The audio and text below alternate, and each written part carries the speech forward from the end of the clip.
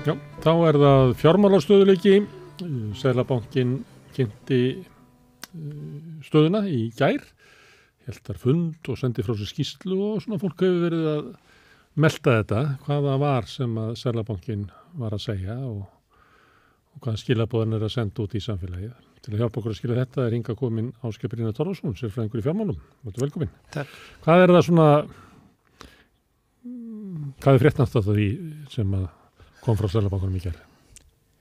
Menn svolítið að hæðast á honum, ég veit ekki því. Já, Ólafur Margeirsson var með svona ágætis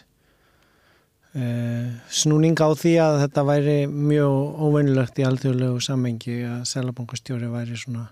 ráðleggja fólki í húsnæðislán og fara yfir í verðtryggð lán. Já, og sérstaklega í ljósi þess að hann var búin að segja fyrir bara nokkrum misserum að nú væri tími verðtryggingarna liðin og nú getur allir farið yfir í óverðtryggð lán.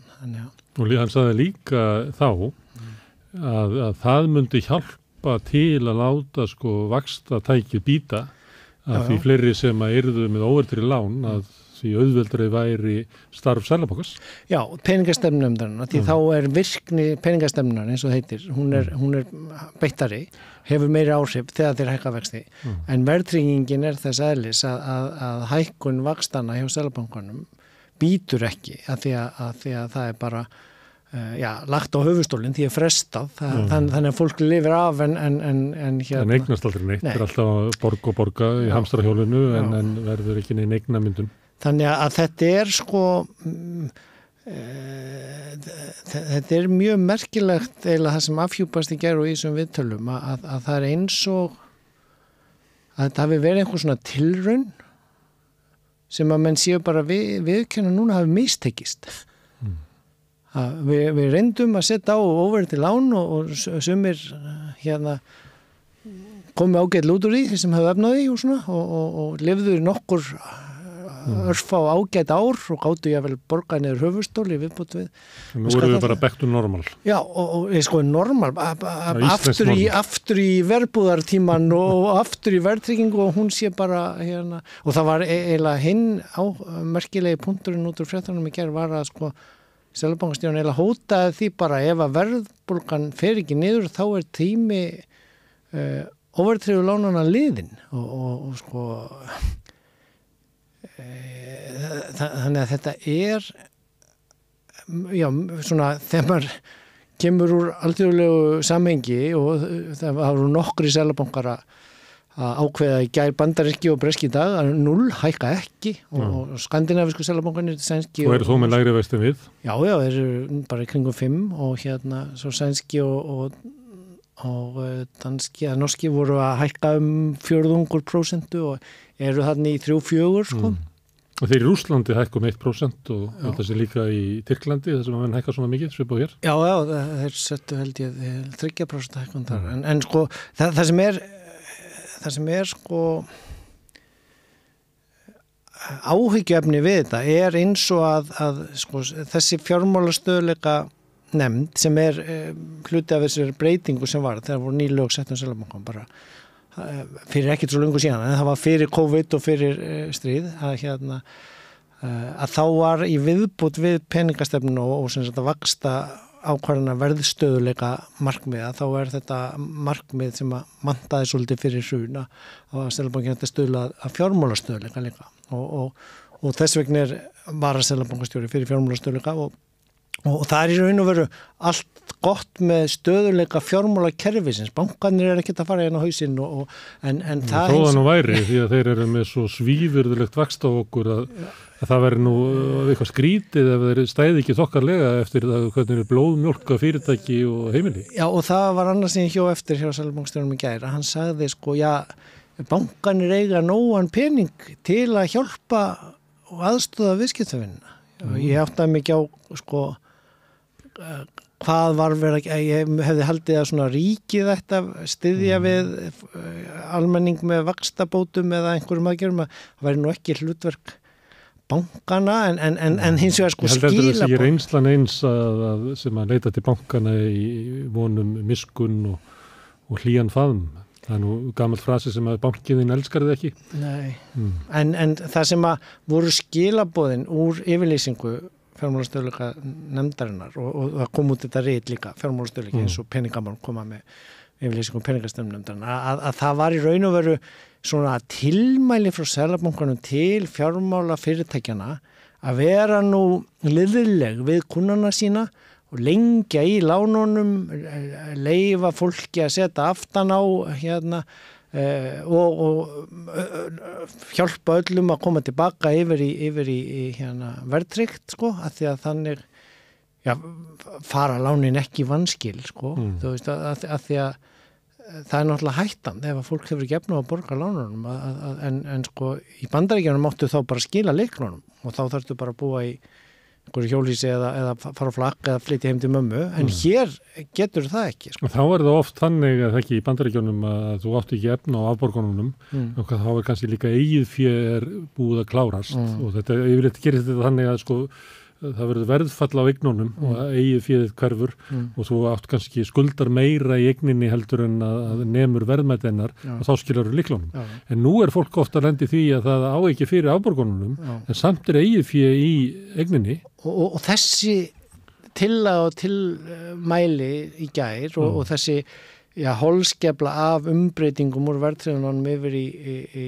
úr verðtryggðunum yfir í verðtryggð aftur í raun og veru bara verið að segja að þetta eigið sem átt í íbúðinni ert búin að eignast núna að það eiginlega bara að fara tilbaka til fjármagnseigendanda. Við erum að fara að éta af því og sko ég skil ekki hvernig Seðlabanki sem á að vera stuðla verðstöðuleika telur að þetta hjálpi til við að ná verðbólgunni niður af því að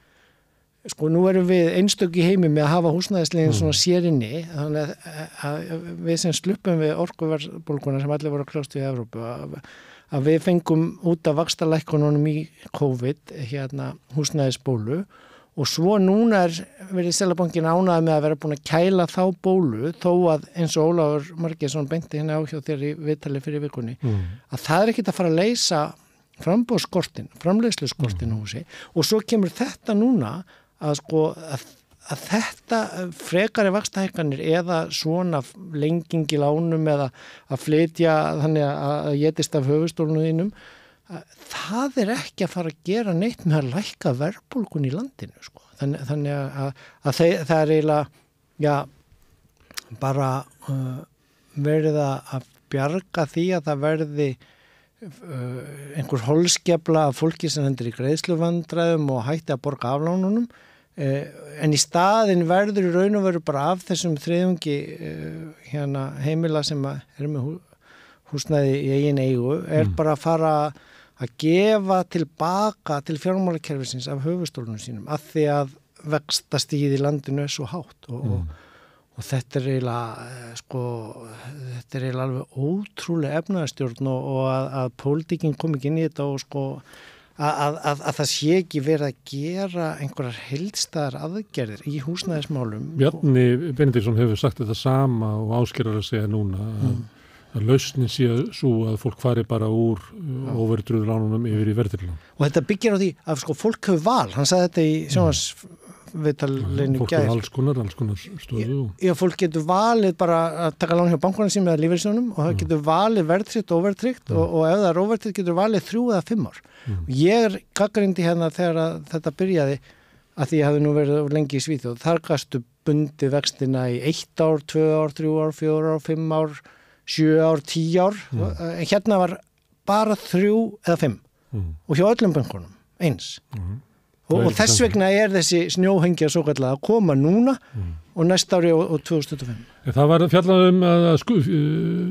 bankarnir stæðu rosalega vel, en það var líka að segja það að heimilin stæðu ágætlega, það verði ekki mikil vanskil og svona. Men hafa nú verið að benda á að þetta sé svolítið fölsk mynd, sérstaklega þegar verið að vísa fólki úr óverðtryggðu lánunum yfir í verðtryggð lán,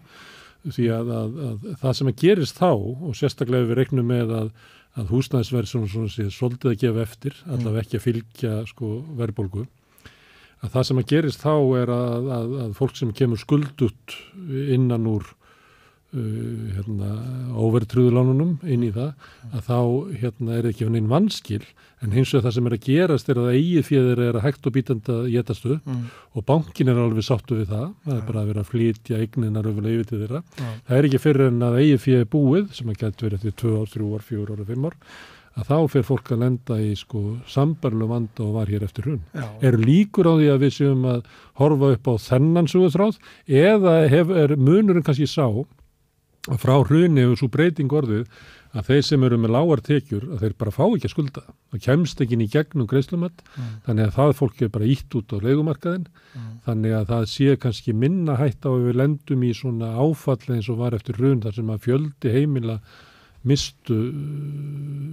húsin sín. Já, ég held að þeir séu að vinna að því að það gerist ekki og ég held að það sé ekki með þessu aðgerðum að bara þetta var nokkur ára tilraun með óverðtryggða vexti á Íslandi en hún gekk ekki. Við bara verðum að vera eina verðtryggða landi í heimi. Og með hávexti. Og með hávexti og í samanburði við það sem ég að fylgjast með alþjóðlega, það sem verið að tala núna, hvernig gangi að ná verðbólgunni, þenni alvöru verðbólgunni niður þar, ekki þessari heimatilbúnu hér.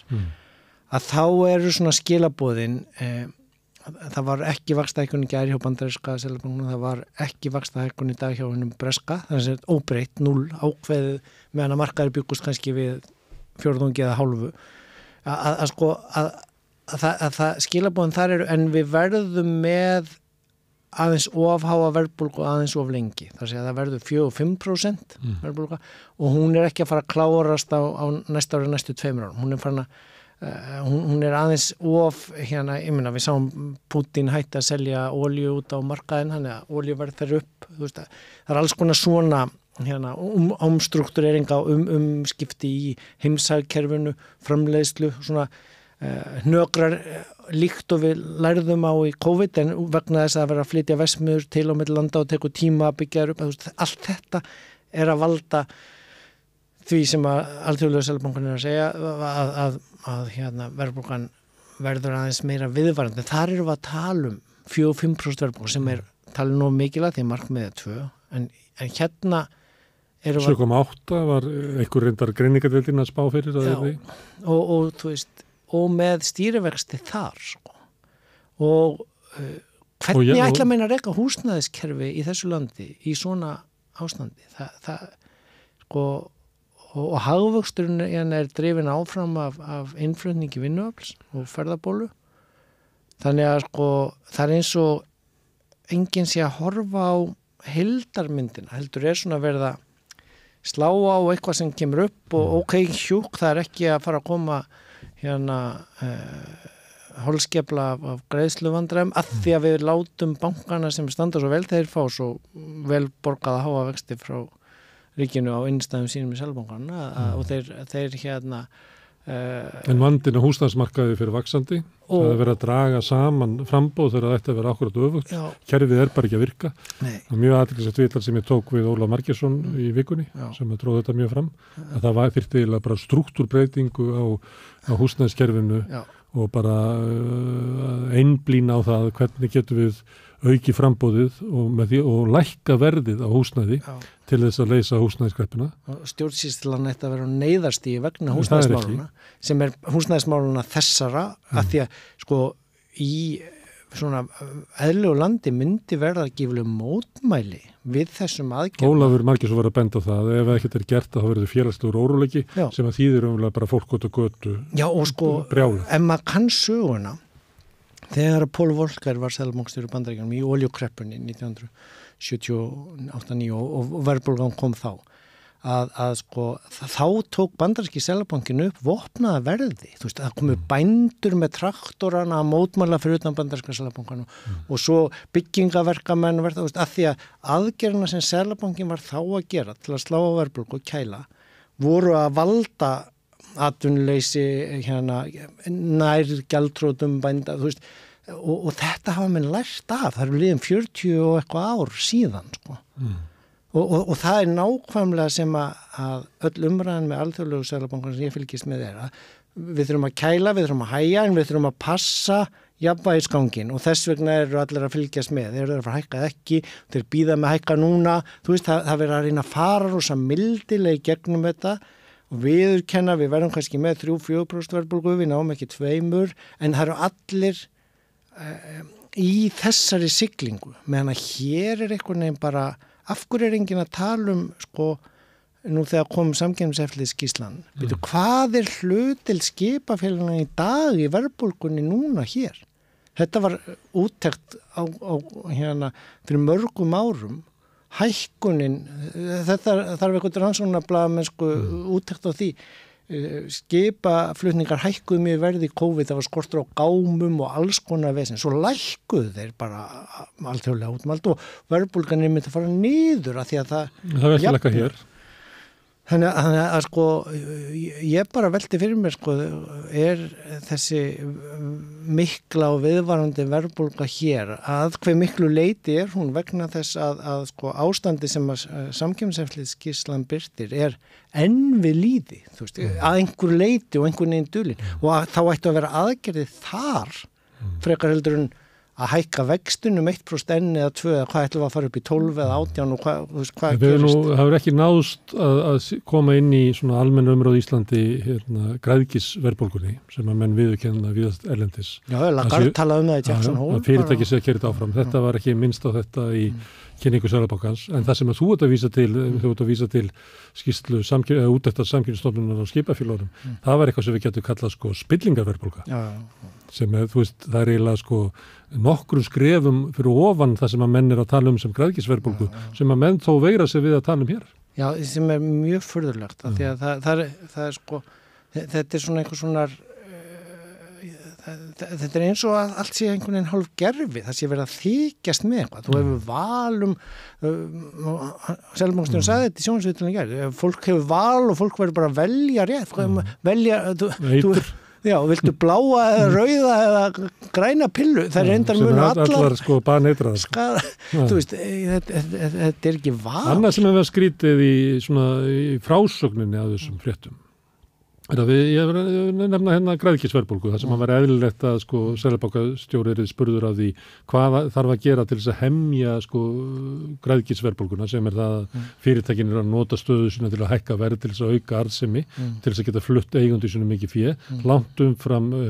hækkun á aðföngum. Hann var ekki spurður það, en hann yfirleitt talar alltaf aðila vinnumarkaðins og með skilaboðum það að þeir halda aftur á launahækkunum. Sem er mjög skrítin efnaðarstefna því ef sko verð hækkar að þá myndum maður telja að vera í góðu samfélagi að þetta hækkar laun til þess að fólk ætti efni á að Já, það er jákvæða fréttir í alþjóðlegum fjölmiðlum, wage growth er picking up, þú veist að launahækkanir eru að halda í við verðlag, þannig að við erum með efnaðarslífið í góðri siglingu. Já, það ætti að vera jákvætt, það er alltaf neikvætt, en síðan er hann spurður út í ríkis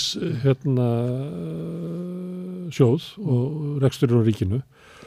og meðal annars út í það að ummæli Bjarna Benediktssonar að það var ekki hlutverk fjármálaráðherra að halda aftur á verðbólgu og hann svona segir að þessi vissulega aðal hlutverk Seðlabankans og svona kennst hjá því að svara því og svo er hann spurður með fjárlögin það sem er verið að reka með miklum halla í mikilli verðbólgu og þenslu sem að er mjög gagnrýnisvert held ég frá mörgum sjónarmiðum að þá segir hann að það sé ekki góðu síður í embættismönnum að skamma kjörna fulltrúa eða þjóðþingið eitthvað svoleiðis en segist svona vonast til þess að þetta aukist ekki í fram að afgreiðslu fjárlaga sem er allt svona frekar þú veist, hann er ekki að adressa sko vandan í samfélaginu á engan hátt. Nei, þegar þú sagðir að þetta væri eins og þetta væri allt svona gerfi mann fest að öll þessi samtöl verið einhvern veginn svona gerfi samtöl. Já, ég sko það er alveg rétt að þarf að beita ríkissjóðunum í svona alvarlegu efnahagsástandi eins og við höfum margoft rætt hér og ég er hálf þreyttur á að tala um því að það er hérna eins og menn er ekki stemmingu fyrir að ræða það annar staðar og vilja einhvern veginn bara ekki tala um það og þá versnar vandinn að það að peningastefnan og ríkisfjármálastefnan spili saman þýðir að það þarf að gera réttur hlutina í til dæmis vera ekki að borga út bæta inn 8 milljörðum eins og í síðustu fjárlögum í janúar og þess ári endurgreiðslur og virðisaukaskatti til að sem bara svona dæmi, ég get nefnt fullt öðrum dæmi. Orkusjóð, kannski ekki klókt í þessu ástandi að vera að borga Samherja 100 milljónir eða Ísfélaginu 112 milljónir. Þetta eru peningar sem flæður ríkissjóði, auka hallan úr ríkissjóði og eru að skapa þessa þenslu út í samfélaginu. Það hins vegar, hvort að fólk breyti lánunum sínum úr verðtryggðum og óverðtryggðum breytir engum þensluna. Það hvort að fólk sé alveg í kröggum og jável fjárhagsvandræðum við að eiga nú fyrir hækkandi afborgunum bara að valda kostnað í heilbrigðiskerfinu eða einhverjum öðrum verri vanda og ekki gott fyrir hagkerfið á neitt hátt og það að það megi ekki tala skattana, það meiri sér komið í Bretlandi, í Financial Times bara stjórnmálmenn verða að tala heiðarlega við kjósendur sína skatta. Just í leiðara Financial Times, í viðbót við náttúrulega sem svona kirkjan í frjálshyggjunnar, kannski ekki ruddarleg og Economist, en samt svona. Og svona bregst við að hann ætla þá að fresta einhverjum erfiðum kostnaðsum aðgerðum eins og loftslagsmálunum til að reka ríkissjóðin þá allavega í eðlilegum balans. Frekar heldur að hækka skatta á hinum ríku, fjármagni og fyrirtækjaeigendum, þá ætlar hann að fresta því að gera eitthvað í loftslagsvánni. Þannig að ef við förumst við allavega með lága skatta á hinu ríku. Já. Það er eiginlega stefnan í Bretlandi. En það er allavega að byrja að tala skattana. Hér er það bara ekki og þeir væru rétt að tóli til að bregðast við þenslunni. Og einmitt eins og Svíarnir gerðu, ég var nú að tala hjá ykkur bræðrum, svona mails, basbeloppið, grunnfjárhæðin í sænska kerfinu sem í raun og veru verðtrygging á bótunum en ekki á vöxtunum. Já, og líka þrepunum og því sem að væri í dag, á Íslandi væri persónuafslátturinn, að það myndi fylgja bara verðlagi og launum. En þeir ákváðu þar í hægri stjórn í Svíþjóð að láta efsta stigið ekki hækka upp fylgja. Þannig að basically voru þeir þar að taka aðeins meiri skatt af aðeins fleirum úr efsta þrepinu til að hafa efna á að styðja við þá sem eru í kröggum með mikinn húsnæðiskostnað, orkukostnað og aukinn vaxtakostnað. Og það er eðlileg nýting á skattkerfi og hinu opinbera til að bregðast við svona efnahagsvanda. Gefur lítið fyrir það sem að ríkisstjórnin ætlar að gera hér, sem að hækka 2% tímabundið tekjuskatt fyrirtækja? Er það ekki nóg til þess að svara þessu svona að beita skattkerfinu til þess að draga úr þenslu? Nei, það er alls ekki nóg. En það er þó ef maður reynir að greina hvað gerist við eldhúsborðið á stjórnarheimilinu, að það hefur þó náðust allavega að byrja að tala örlitla smá hækkun þar og þeir drógu aðeins úr hækkunum á verðskrám hins opinbera, þar eru bara 3,5% en ekki verðskrám. Þegar þú tala að nota skattkerfið til þess að draga úr þenslu, að þá væri það kannski svona sértækari skattur sem að væri til þess að draga úr ofþenslu ferðaþjónustunnar, að fara að skattleggja hann eitthvað hluti. Það er náttúrulega stjórnlaus hagnaður á uppsjávarveiðum, alveg botlaus, þannig að það væri svona sér veiðigjald á uppsjávarfisk til þess að ná inn þeim hvalreka sem að þar er vegna hásverð og mikilla fiskigengdar. Já, við erum ekki að gefa skattafslátt í til þess að sömu fyrirtækja. Hvort sem það er vegna grænvæðingar þeirra eða til pallabyggingar í fínni hverjum bæjarni. Þú veist, þegar það er ekki skortur á innamönnum og þeirra byggja hótel eða eitthvað út allt. Það er það sem er eiginlega alvarlegast í þessu er að það verður í svona alvarlega ástandi eins og við erum í núna. Fyrstulega viðurkenna við erum í alvarlega ástandi en ekki að við þurfum að komast í gegnum þetta eða halda að þetta komast í gegnum þetta með því að bara kjarasamninga verði á einhverjum lágum nótum. Heldur það verður að vera heildstætt tekið á þessu á öllum sviðum. Auðvitað líka á vinnumarkaðnum. En mér heyrist bara það sem að Finnbjörn og fleiri voru að segja, þú veist, hann var að leggja áherslu á húsnæðismál þegar hann var endur áður en fjárlagafrumvarpið kom, síðustu viku á morgunútvarpinu, þú veist, að mér heyrist ekki vera einhverjar ólgandi kröfur verkalýðsmegin frá, heldur ymmit bara en við þurfum samt að geta lifað af og borga af lánunum, og þá verður Seðlabankinn og ríkið að þú veist, vera að spila með til að vera ekki að sko kynda undir óróan sem við vitnum aftur í Ólaf út í Sviss, sko, ég meina að sko, mér finnst eiginlega mesti óróavaldurinn koma úr seðlabankunum og yfirlýsingum og fyrsta lagi sko með því að vera að koma með yfirlýsingar inn í vinnumarkaðinn sko með því eins og að segja fyrirfram að fólk get ekki verið með ómiklar kröfur, þú veist, þegar allir eru að borga meir í mat, þú veist, og eru búnir að fá kælinguna, skilur, í veskið sitt, þú þarft ekki þá að vera að segja. Og hann er líka að segja bara ef að þú nærð launahækkunum þannig og eigir fyrir mat út mánuðina, þá nægir það bara af þér með því hækka skattina, nei, vextina. Já, hann er að segja það. Já, ef það eru óhóflegar launahækkanir að hans mati sem eru bara hann vil helst hafa þannig að ná ekki að halda verðmæti sínu að þá mun hann hækka vexti. Já, sko, og það þurfa, eins og ég var að vísa aftur í útlöndum, það þurfa allir að vera taka á sig sína ábyrgð. Þeir sem að geta. Já, og